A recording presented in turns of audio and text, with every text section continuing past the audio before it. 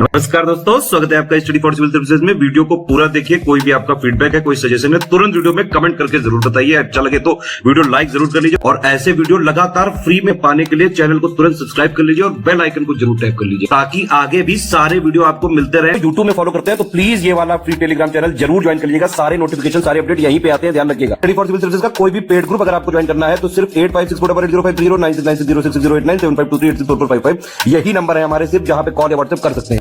Instagram पे हमारा page जरूर फॉलो कर लीजिएगा, studyforcivil.services है। ट्विटर पे हमको जरूर फॉलो कर लीजिएगा, @studyforcivils है। सारे क्वेश्चन अटेम्प्ट करिए और स्कोर अपना तुरंत। दोस्तों नमस्कार, स्टडी फॉर सिविल सर्विसेज में आप सभी का स्वागत है। आरओ एग्जामिनेशन आपकी जो अपकमिंग वैकेंसी है उसके लिए हम पेड क्विज अपनी जो है वीडियो फॉर्मेट में लगातार देख रहे हैं।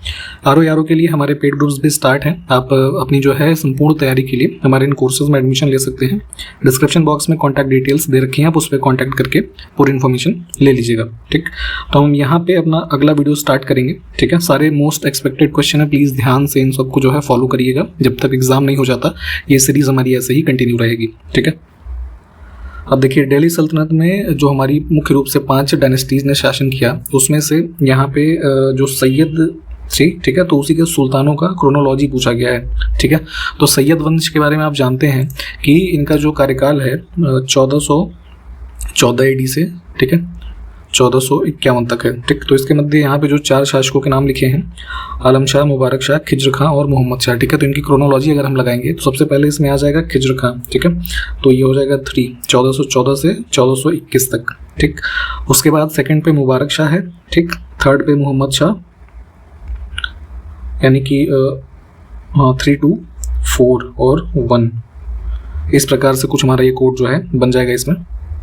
ठीक, तो ऑप्शन ए को चुनेंगे, यहाँ पे करेक्ट हो जाएगा हमारा। और यही जो है आलम शाह जो लास्ट है ये इसका था अराउंड 1443 से 1451 तक। ठीक, इसके बाद कौन सी डायनेस्टी आती है जरा हमको कमेंट करके बताइए आप। देखिए इस प्रश्न का उत्तर आपको अभी जस्ट ऊपर ही बताया गया कि 1414 से 1421 के दौरान दिल्ली का शासक कौन था, तो यही सैयद में कौन है, खिज्र खां। ठीक, इनके टाइम पीरियड भी आपको जो है, जो मतलब फेमस जो रूलर रहे हैं जिनकी कुछ उपलब्धियां आप हिस्ट्री में पढ़ते हैं उनको आपको जानना जरूरी है, तो इसको पढ़ा करिए। अब आपके पास है कि दिल्ली के लोधी वंश का अंतिम शासक इसमें से कौन था। ठीक है, तो आप जानते ही हैं कि जो लोधी वंश था सबसे अंतिम था। ठीक है, और पानीपत का प्रथम युद्ध होता है बाबर और इब्राहिम लोधी के बीच में। ठीक है, तो अगर आपको पानीपत का युद्ध भी पता होगा 1526 वाला, तो वहाँ से भी आप इसको एलिमिनेट कर सकते थे। तो इब्राहिम लोधी जो है हमारा करेक्ट आंसर हो जाएगा। इसका जो शासनकाल था 1517 से 1526 तक था। ठीक, और जो ये लोधी में जो सबसे पहला शासक कौन था, बहलोल लोधी, ये भी आप जानते रहिए। देखिए अभी हमने जो आपको बताया था कि जो फेमस रूलर रहे हैं, ठीक है, उनका टाइम पीरियड पता होना जरूरी है। ठीक, तो यहाँ पे सबकी कुछ ना कुछ उपलब्धियां रही हैं, तो उसमें से पूछा गया कि कौन सा उनके समय काल के रेफरेंस में सही युग्म नहीं है ना। तो इसमें गलत हो जाएगा बहलोल लोधी वाला। इसका जो टाइम पीरियड है 1451 से 1489 तक है ना, यहाँ पे 98 है, इस वजह से ये गलत हो जाएगा। बाकी के जो 3 है इनको भी देख लीजिए।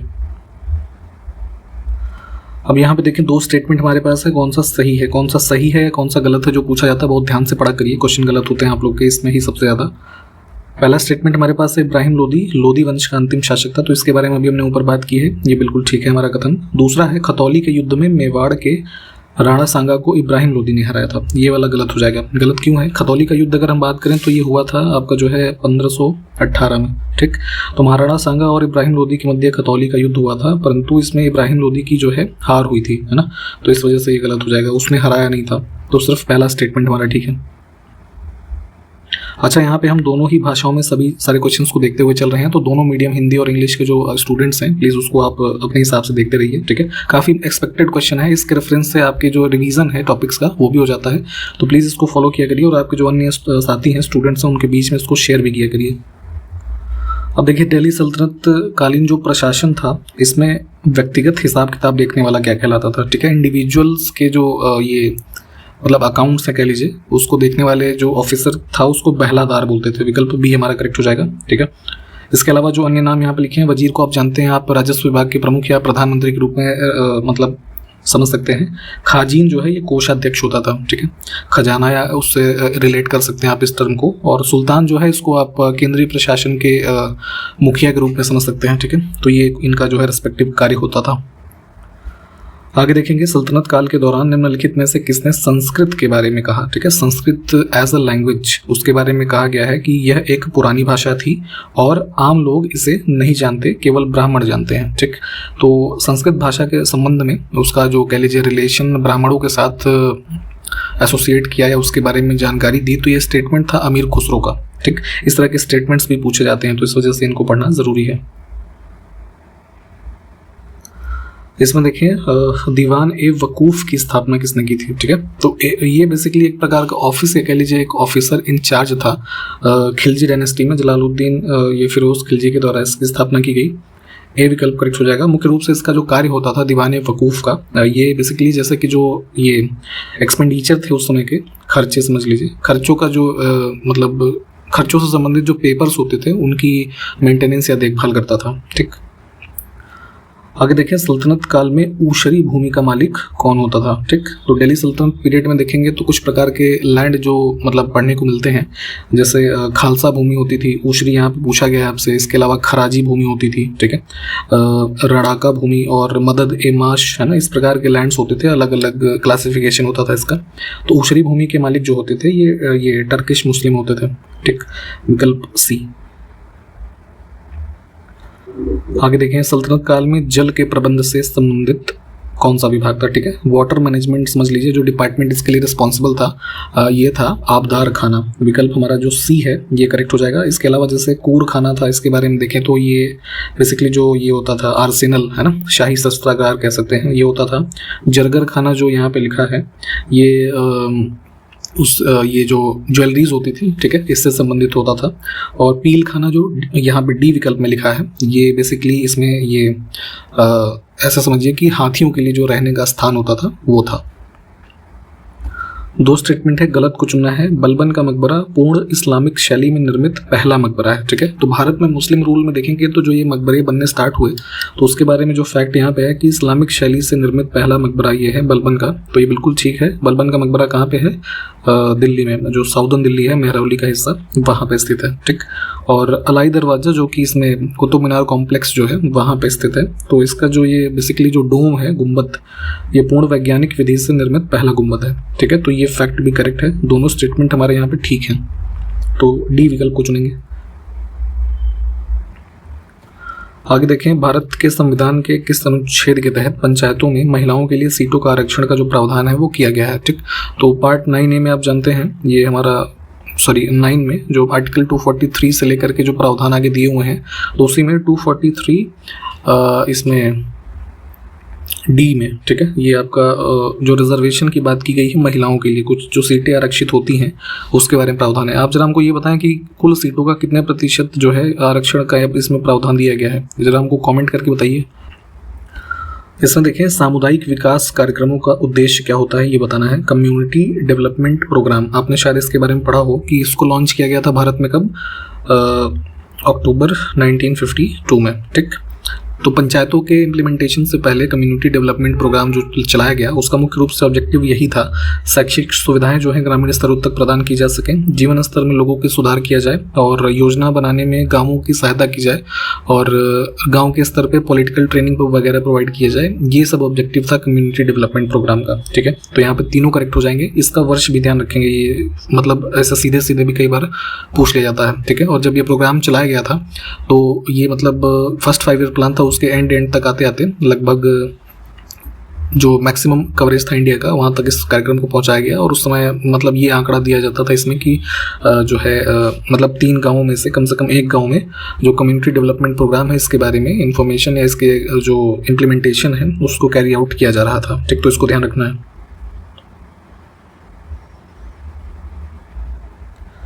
दो स्टेटमेंट फिर से है, सही को चुनना है। बलवंत राय मेहता समिति भारत में पंचायती राज संस्थाओं के लिए 3 स्तरीय संरचना की सिफारिश करने वाली पहली समिति थी। ठीक है, तो ये हमारा कथन ठीक है। आप जानते हैं बलवंत राय मेहता पंचायतों के बारे में ही जो सुझाव वगैरह है उनका स्ट्रक्चर के बारे में प्रावधान करने के लिए कॉन्स्टिट्यूट की गई थी 1957 में। ठीक, इस ईयर को भी ध्यान रखना है। तो इन्होंने त्रिस्तरीय संरचना जो है सिफारिश की थी।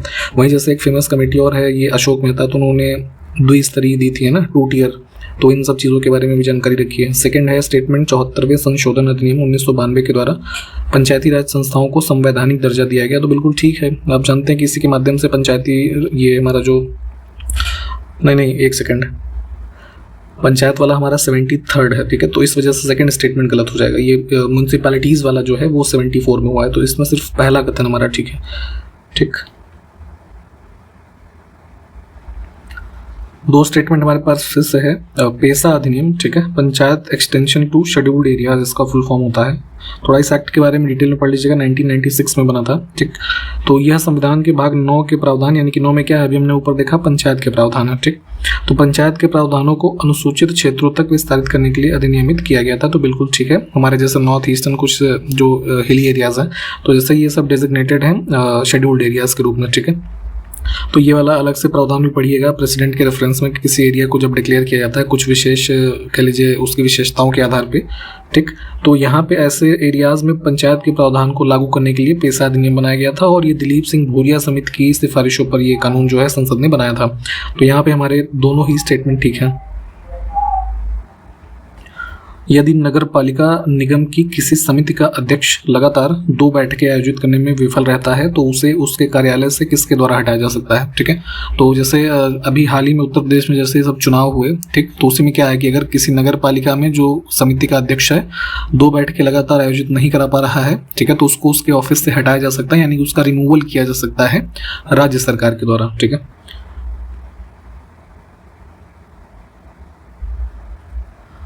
आगे है कि भारतीय संविधान के अनुच्छेद 371 जे में, ठीक है, किस राज्य से संबंधित विशेष प्रावधान है। तो ये हमने पहले भी देखा है, 371 के बाद 371A, B, C ऐसे अलग अलग राज्यों के लिए प्रावधान है। तो जे में है कर्नाटक के बारे में। ठीक है, ये सारे अनुच्छेदों के बारे में एक बार देख लीजिएगा। आगे है भारत में बाल श्रम यानी कि चाइल्ड लेबर को रोकने के लिए बाल श्रम निषेध और विनियमन अधिनियम किस वर्ष में बनाया गया। चाइल्ड लेबर को वैसे भी फंडामेंटल राइट्स में हमारे जो है प्रावधान दिया गया है आर्टिकल 24 में, है ना, प्रोहिबिट करने के लिए। और जो फोर्स्ड लेबर है आर्टिकल 23, ये सब आप जानते रहिए। तो उसी के कह लीजिए एसोसिएशन में ये एक एक्ट भी बना है ना, चाइल्ड लेबर प्रोहिबिशन एक्ट 1986 का है। इसमें देखें अल्पसंख्यकों के बारे में कौन सा कथन सही नहीं है। ठीक है, अल्पसंख्यक शब्द जो है उसके बारे में देखते हैं। तो पहला है कि अल्पसंख्यक शब्द को भारतीय संविधान में परिभाषित नहीं किया गया है। ठीक है, तो देखिए अल्पसंख्यक शब्द के बारे में जो डेफिनेशन है वो हमारे कॉन्स्टिट्यूशन में कहीं पे भी नहीं है। मेंशन भले आपको मिल जाएगा बट उसको डिफाइन नहीं किया है कि कौन से लोग होंगे। ठीक है, तो ये एज अ स्टेटमेंट वाइज इस चीज़ को क्लियर रखिएगा, ये स्टेटमेंट हमारा बिल्कुल ठीक है ना। दूसरा है कि आर्टिकल 29 केवल धार्मिक अल्पसंख्यकों को सुरक्षा प्रदान करता है। ये वाला हमारा गलत हो जाएगा क्योंकि यहाँ पे लिखा है केवल धार्मिक अल्पसंख्यक। ठीक है, आप इसकी वर्डिंग्स को पढ़ेंगे तो धार्मिक के साथ साथ जो भाषाई अल्पसंख्यक है ना, religious as well as linguistic minority, ठीक है, दोनों के बारे में सुरक्षा प्रदान करने का प्रावधान अनुच्छेद 29 जो फंडामेंटल राइट का है इसमें है। तो सिर्फ ये दूसरा कथन हमारा जो है गलत हो जाएगा।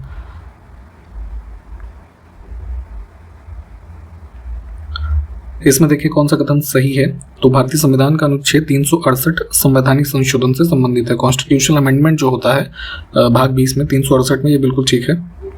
दूसरा है संविधान में 4 तरीकों से संशोधन किया जा सकता है, ये कहा गया है, तो ये हमारा गलत हो जाएगा। ठीक है, ये हमारे पास सिर्फ 3 तरीके हैं। एक है जो सिंपल मेजोरिटी, ठीक है, एक होता है विशेष बहुमत द्वारा, और एक जो विशेष बहुमत तथा जो अन्य राज्यों का उसमें अनुमोदन कह लीजिए वो प्राप्त करना होता है। ठीक है, तो देख लीजिएगा डिटेल में। पहला सही है सिर्फ, ठीक है, दूसरा गलत होगा इसमें।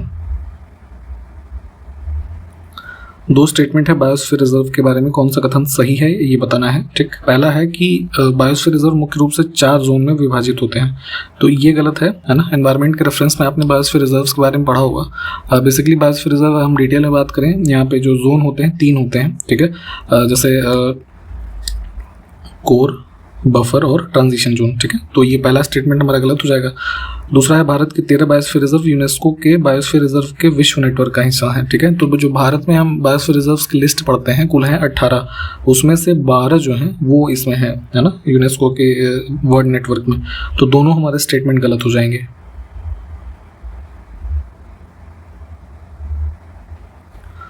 आगे है कि भारत के पहले बायोस्फीयर रिजर्व का चयन करना है, ठीक है। तो जो सबसे पहले डिजिग्नेट किया गया था ये है हमारा नीलगिरी बायोस्फीयर रिजर्व 1986 में, ठीक है, इसको ध्यान रखेंगे।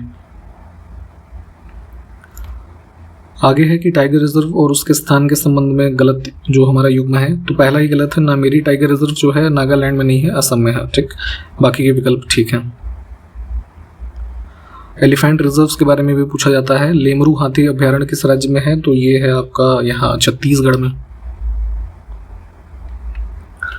राष्ट्रीय गंगा नदी बेसिन प्राधिकरण किस वर्ष में भंग किया गया था, ठीक है, यानी कि डिसॉल्व कर दिया गया था। तो गंगा नदी के संरक्षण से संबंधित अलग अलग जो ये हमारे कई तरह के जो ये इंस्टीट्यूशंस वगैरह या इनिशिएटिव्स स्टार्ट किए गए, तो उसी क्रम में एक ये भी था। थोड़ा इसको डिटेल में देखिएगा। भंग तो ये किया गया था 2016 में और उसी के बाद इसको रिप्लेस किया गया था, ठीक है। National council for river Ganga ऐसे करके हमारा बनाया गया था, ठीक है, इसके द्वारा। तो यहाँ पे फिलहाल सी को चुनेंगे 2016।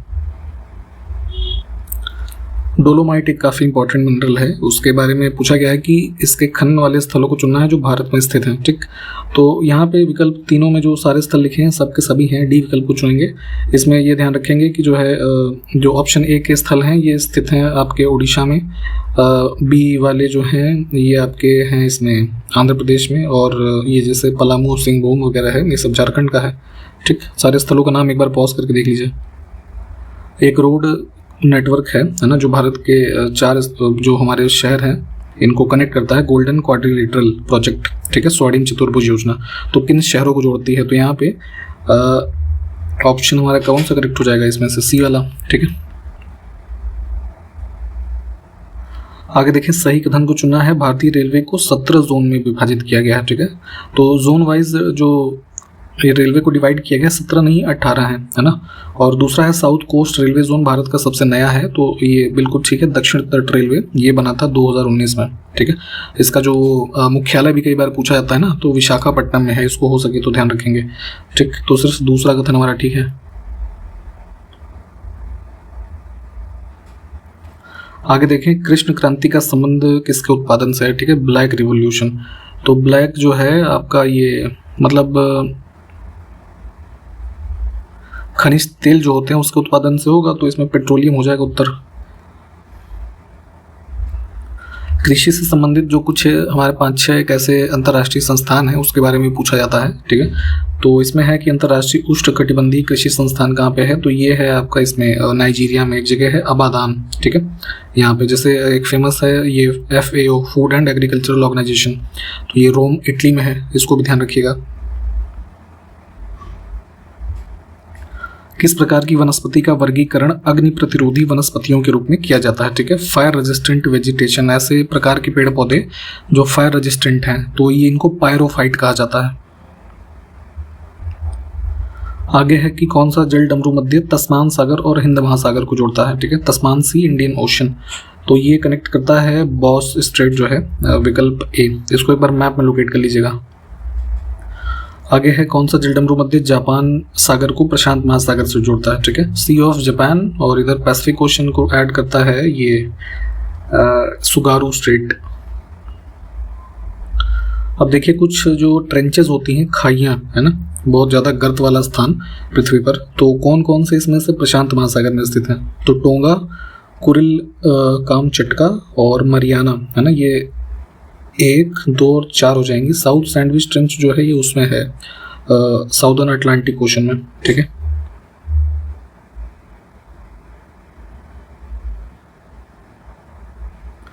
इसमें देखें एस आकार का महासागरीय कटक कौन सा है, ठीक है।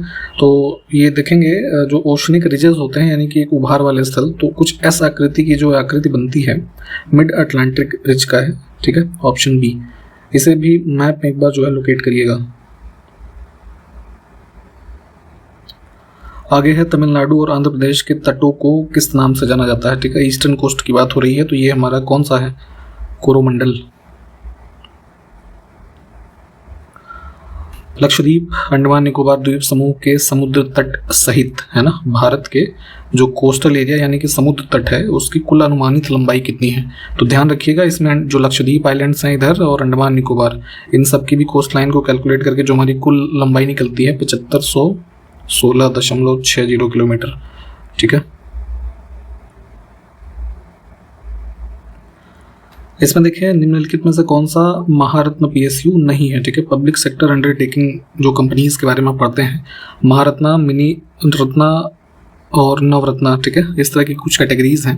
तो यहाँ पे देखेंगे अगर तो जो महारत्न कंपनी है हमारे पास इस समय भारत में, जो उनकी कुल संख्या है ये कितनी है, 12 है, ठीक। तो 12 में भेल एक जो है भारत हैवी इलेक्ट्रिकल्स लिमिटेड पहला, ये तो है, तो ये ऑड हो जाएगा, ठीक है। तो अगर हम इसी को काट दें तो हमारा उत्तर आ जाएगा 2, 3, 4 जो है ये महारत्ना नहीं है। इनके बारे में थोड़ा देखते हैं। BCCL जो है ये भारत कोकिंग कोल लिमिटेड करके कंपनी है, जो कि हमारी इसमें आती है, इसमें मिनी रत्ना 1 है ये जो है, ठीक है। और HL हिंदुस्तान एरोनॉटिक लिमिटेड, तो ये नवरत्ना कंपनी है, ठीक है। BSNL भी जो है ये हमारी उसमें है मिनी रत्न 1 में, ठीक। तो कुछ इस तरीके से है, थोड़ा डिटेल में एक बार लिस्ट इसको देख लीजिएगा।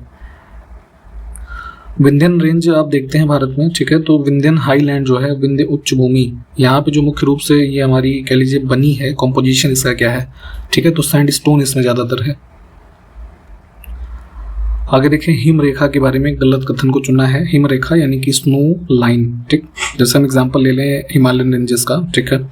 तो यह वह सीमा है जिसके आगे पहाड़ों पर स्थायी हिमपात होता है, ठीक है। तो जो हमारे काफ़ी हाईली जो एल्टीट्यूड पे हिमालयन रेंजेस है वहाँ पर आप देखते हैं कि लगभग हर समय हिमपात की स्थिति होती है, ठीक है। तो उस एरिया को स्नो लाइन कह के संबोधित किया जाता है, बिल्कुल ठीक है ये। और यह समुद्र तल से लगभग 3500 मीटर की ऊपर जो एलिवेशन है वहाँ से जो है मेजर किया जाता है जिस एरिया को, उसको स्नो लाइन कहते हैं। तो ये मेजरमेंट का जो आंकड़ा है 3500 मीटर, इसको ध्यान रखेंगे, ठीक है। दोनों स्टेटमेंट हमारे जो है गलत नहीं है, ठीक है ना। तो डी विकल्प को चुनेंगे।